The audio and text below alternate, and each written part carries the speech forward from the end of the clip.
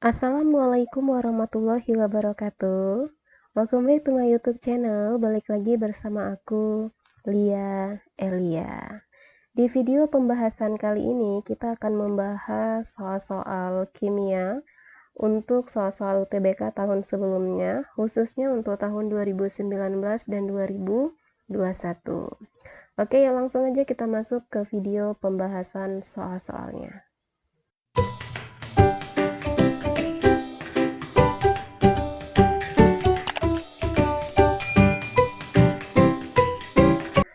Soal nomor 14 SBMPTN tahun 2019, ada data tabel. Data tabel di sini data untuk nomor atom, kemudian simbol, dan nomor massa.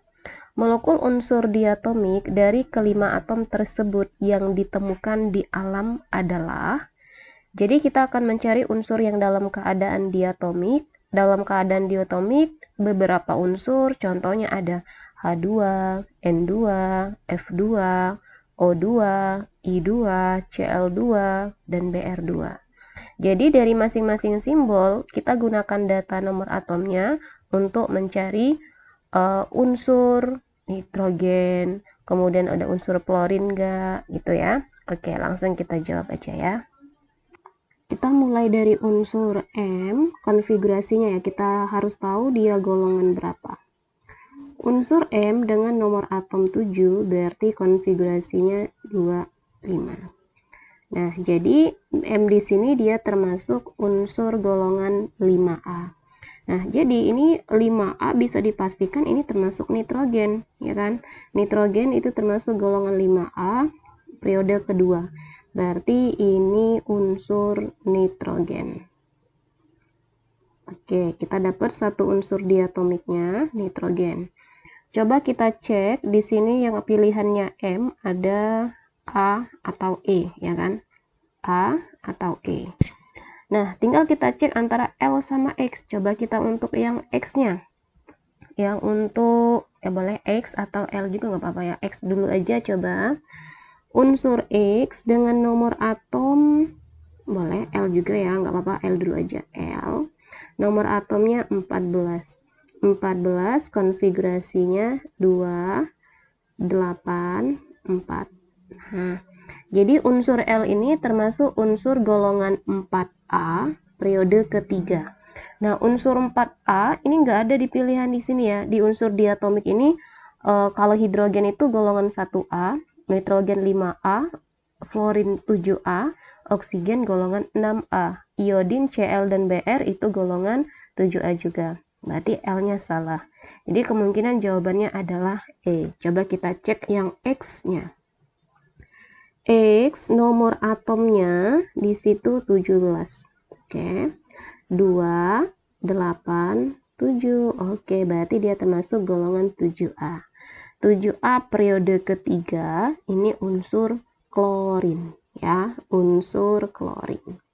Nah, jadi jelas unsur yang dalam keadaan diatomik adalah unsur M2 dan X2.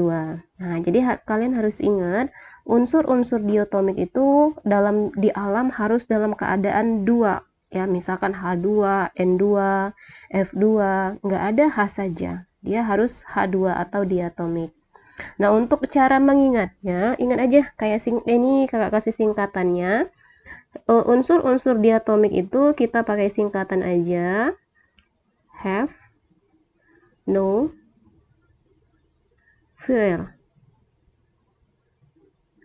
of, ice, cool,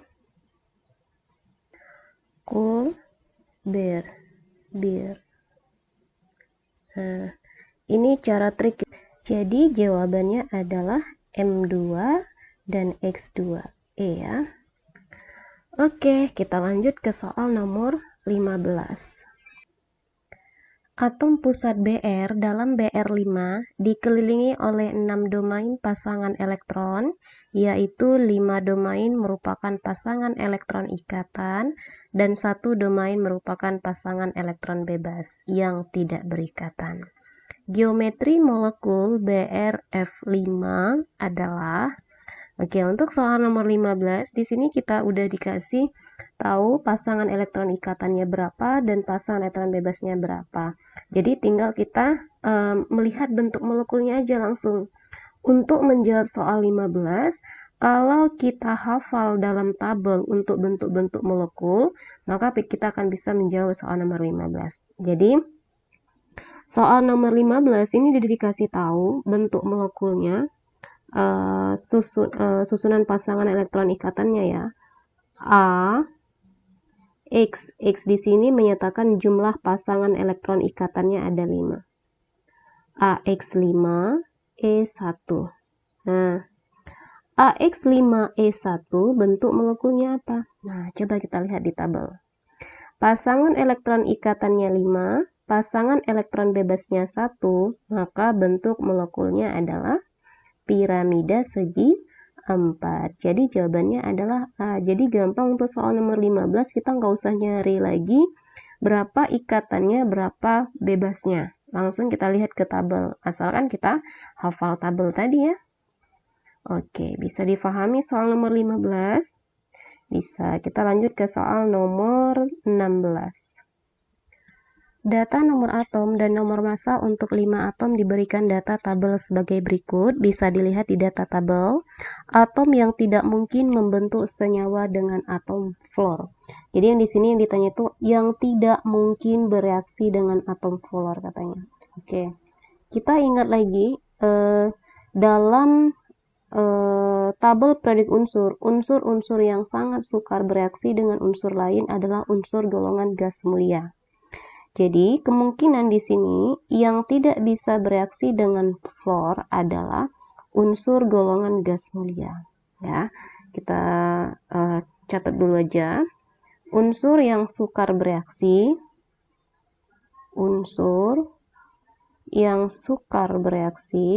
bereaksi dengan unsur lain adalah unsur golongan 8A. Adalah unsur gas mulia. Unsur gas mulia atau golongan 8A. Jadi dari sini kita akan mencari unsur golongan 8A karena unsur itulah yang sukar bereaksi. Ya, kita cek satu-satu untuk simbol Ki. Oke, saya langsung buat konfigurasi di unsurnya aja ya. Ini kan nomor atomnya 10. Kalau nomor atom 10 berarti bisa kita buat konfigurasinya 2, 8. Nah, ini benar. Golongan 8A. Oke, kita cek lagi. Kemudian nomor atom 24. 24 ini unsur golongan transisi. Bukan golongan 8A ya. Golongan transisi. Sama 30 juga golongan transisi. Atau golongan B. Nomor atom 34, kita buat konfigurasi, coba 2, 8, 18, oke udah berapa nih? 28 supaya 34 berarti kurang 6, berarti dia golongan 6A. Bukan juga golongan 8A, nah kita cek yang 36, sama berarti ini ya, 36 berarti konfigurasinya 2, 8, 18, 8. Nah, termasuk golongan gas mulia. Jadi kemungkinan yang tidak akan bereaksi dengan unsur fluorin adalah unsur Ki dan unsur Z. Ya, kemungkinan unsur Ki dan unsur Z. Tapi kita lihat lagi di sini. Unsur Ki di sini mempunyai jari-jari atom yang lebih kecil dibandingkan dengan Z.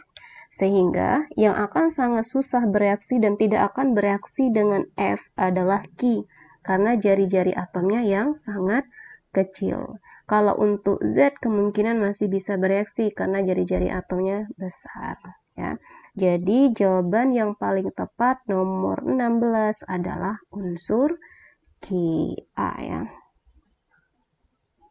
Oke, bisa difahami sampai di sini? Bisa, kita lanjut soal nomor 17. Perhatikan gambar geometri atom-atom di sekitar atom N yang mengikat dua atom hidrogen adalah kita akan mencari bentuk geometri dari NH2 di sini ini ya, saya lingkarin. Nah, Kita akan mencari bentuk geometrinya, berarti harus tahu dulu berapa jumlah pasangan elektron ikatan dan pasangan elektron bebasnya. Oke, kita jabarin dulu. Kita ambil yang bagian NH2-nya saja. Ini kan ada NH2. N, ada H2, saya jabarkan ada H1, kemudian ada satu lagi. Nah, kemudian di bawahnya ada ikatan lagi ya. Di panjang itu kita nggak usah buat. Nah, ingat nitrogen itu termasuk unsur golongan 5A. Artinya dia punya 5 elektron valensi. Nah, elektronnya di sini baru terpakai 3. 1, 2, 3. Masih ada 2 lagi yang belum berikatan. Nah, jadi dari sini kita bisa tentukan jumlah pasangan elektron ikatan yang seperti ini dinamakan dengan ikatan. Ya, pasangan elektron ikatan. Nah, yang nggak ada ikatan ini bebas ya. Ini namanya PEI, PEB, pasangan elektron bebas. Jadi bisa kita simpulkan ikatan yang terdapat pada NH2 di sini, NH2 kemudian ada garis satu di bawahnya itu ikatan juga ya. Berarti ikatannya ada 3, bebasnya ada 1. Jadi bisa kita buat di sini bentuknya A X3 E1.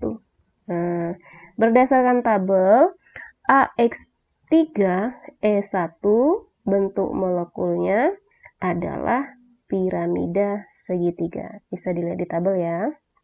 Jadi jawaban yang paling tepat adalah E. Oke, bisa difahami sampai di sini? Bisa ya. Atom I dengan nomor atom 53 dapat membentuk beberapa senyawa dengan atom Cl17.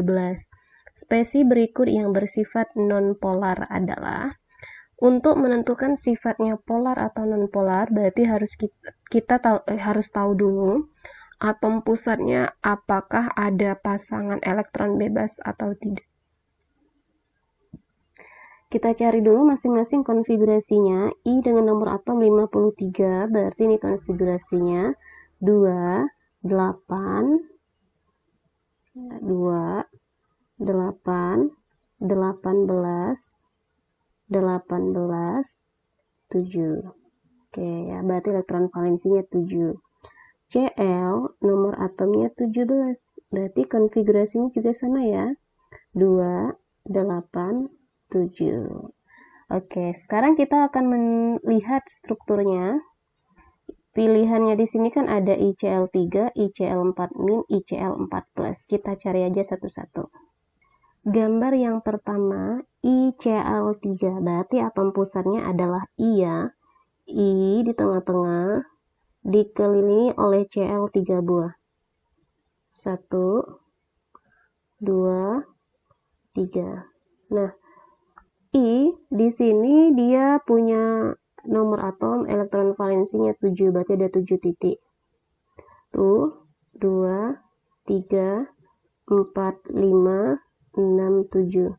Cl juga ada 7 ya, karena dia elektron valensinya 7. Kita lambangkan silang, 1 perwakilan aja dikelilingannya ya. 2, 3, 4, 5, 6, 7. 1, 2, 3, 4, 5, 6, 7. 1, 2, 3, 4, 5, 6, 7. Nah, ternyata di sini masih ada 2 pasang elektron bebas di atom pusatnya. 2 pasang elektron bebas di atom pusat di sini berada dalam satu sisi elektronnya. Nah, pasangan elektron bebas yang berada di satu sisi ini menyatakan sifat dari ICl3 ini akan bersifat polar karena ada pasangan elektron bebas yang berada di satu sisi. Oke, jadi yang ICl3 salah. Kita coba cek ICl4-. Coba kita lihat pilihan yang B, ICl4-, berarti I-nya di tengah, diapit oleh Cl 4 buah. I, Cl-nya ada 4. Cl ada 4 buah, 1, 2, 3, 4. Oke, Negatif menyatakan menambah satu elektron valensi di atom pusat. Jadi elektron valensi I tadi kan 7. Karena nambah 1 jadi 8. 1, 2, 3, 4. 1, 2, 3, 4. Cl 7 masing-masing. 7, 7 ya. Langsung aja kita perwakilan 7 nih ya. Kita anggap. Nah, ternyata di atom pusatnya masih ada dua pasang elektron bebas, tapi berbeda, di sisi yang berbeda. Nah, ini berseberangan ya. Kalau dia di sisi yang berbeda, maka sifatnya non-polar. Non-polar. Oke, jadi yang untuk ICl4- benar. Kemungkinan jawabannya yang ada ICl4- adalah B, kemudian sama D. Tapi yang bagian D tadi udah salah kan, ICl3. Jadi kemungkinan yang paling tepat jawaban nomor 18 adalah B, ICl4-. Oke, bisa difahami ya sampai di sini. Senyawa fluorida yang terbentuk dari atom C, S, dan Xe yang bersifat polar. Berarti kita harus tahu dulu struktur Lewisnya atau bentuk molekulnya ya. Fluorida mempunyai nomor atom 9, nanti konfigurasinya itu kita ingat aja langsung ke elektron valensi ya. Karbon di sini nomor atomnya 6, berarti kita bisa dapat elektron valensinya, karbon ini adalah 4. Elektron valensinya sama dengan 4. Oke ya, elektron valensi 4. S nomor atomnya 16, elektron valensinya nanti sama dengan 6. Kita buat konfigurasi ya. Xe 54, elektron valensinya sama dengan 8. Oke, kita mau mencari bentuk molekulnya atau pasangan elektron bebas yang ada di atom pusat untuk menentukan sifatnya apakah polar apa non-polar. Yang pertama CF4, coba kita cek CF4. C, F-nya ada 4 buah. 1, 2, 3, 4. Nah, karbon tadi nomor atau elektron valensinya 4, berarti ada 4 nih. 1, 2, 3, 4. F masing-masing 7, kita buat perakilan satu aja. 1, juga 1, ini 1, ini 1. Oh, ternyata di atom pusatnya tidak ada PeB, sehingga sifat dari CF4 non-polar. Atau boleh kalau mau dilengkapi semua ya, F di sini boleh kita tulis semua ada 7, baru 1, 2, 3, 4, 5, 6, 7. Tapi sebenarnya yang kita lihat tuh atom pusatnya.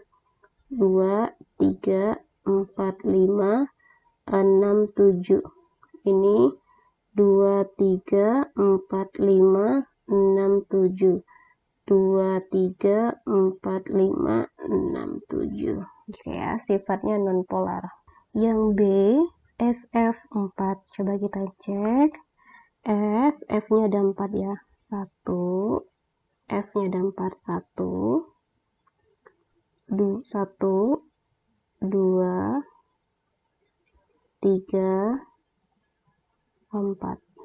Nah, sekarang kita lihat ada elektron valensi S tadi ada 6. 1, 2, 3, 4, 5, 6. F 7 ya. 1, 2, 3, 4, 5, 6, 7. 1, 2, 3, 4, 5, 6, 7.